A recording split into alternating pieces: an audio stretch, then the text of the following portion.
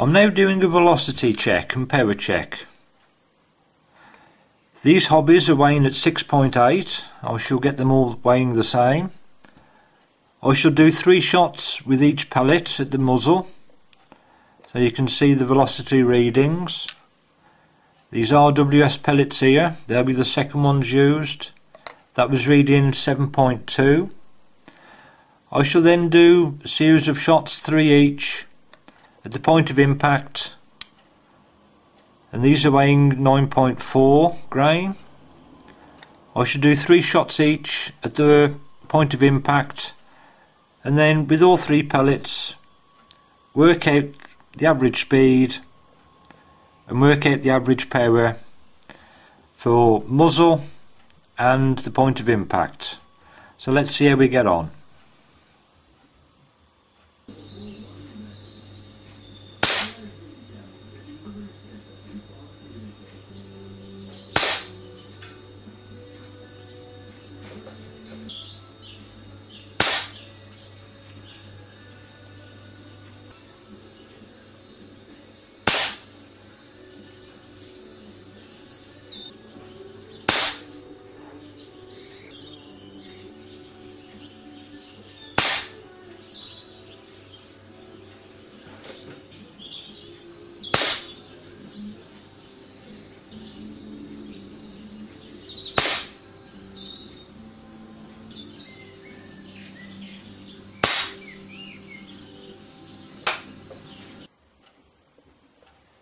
The 3 shots for the hobby at the muzzle was 814 feet per second on average, and at the 10-yard mark at the point of impact the average was 691 feet per second. This, when you averaged out, readed a 22 feet per second drop in 10 yards. It resulted in a 10 foot-pound at the muzzle and a 7.2 foot-pound at the target at 10 yards.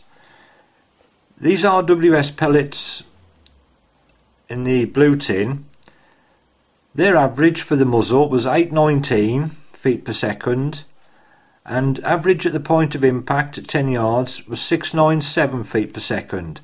That again was a 22 feet per second drop over 10 yards. These pellets though recorded a power of 10.7 at the muzzle and a 7.7 at the target after 10 yards.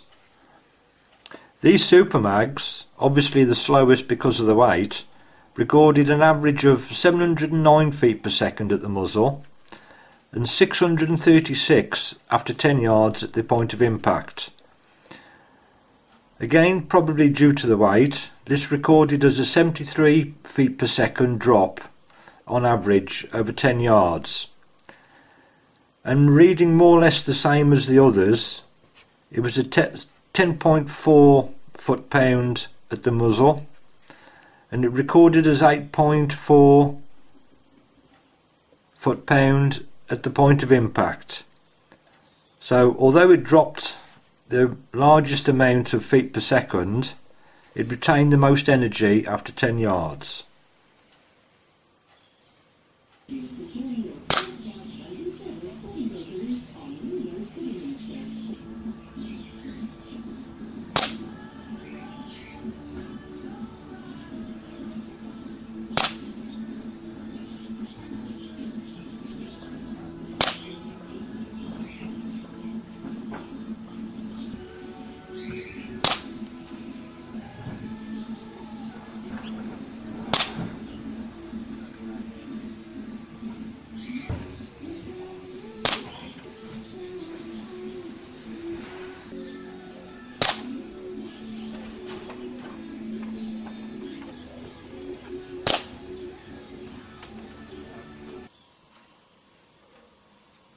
To work out the power of your rifle, you need to do a small calculation.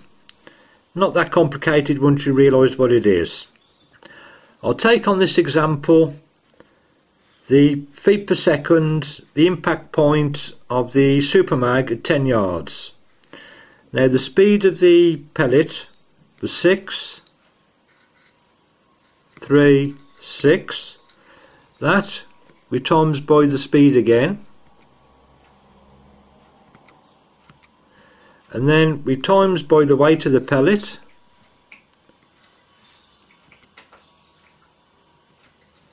and then we divide by 450,240.